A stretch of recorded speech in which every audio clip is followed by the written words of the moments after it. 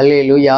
கர்த்தருடைய நாமம் மகிமைப்படுவதாக. இந்த நாளிலும் யோவான் எழுதிய நற்செய்தியிலே 14ஆம் அதிகாரம் 30வது வசனத்திலே நாம் வாசித்து பார்க்கும் பொழுது இயேசு கிறிஸ்து இவ்விதமாக அந்த வசனத்திலே சொல்லுகின்றார், இந்த உலகத்தின் அதிபதி வருகிறான், அவனுக்கு என்னிடத்தில் ஒன்றுமில்லை என்று சொல்லி இவ்விதமாக இயேசு கிறிஸ்து சொல்லுகின்றார். எனவே இயேசு கிறிஸ்து உறுதியாக தெளிவாக அவர் சொல்லுகின்றார், அவனுக்கு என்னிடத்தில் ஒன்றுமில்லை என்று சொல்லும் பொழுது பிசாசினிடத்தில் எனக்கு ஒன்றுமில்லை என்று சொல்லி இவ்விதமாக சொல்கின்றார்.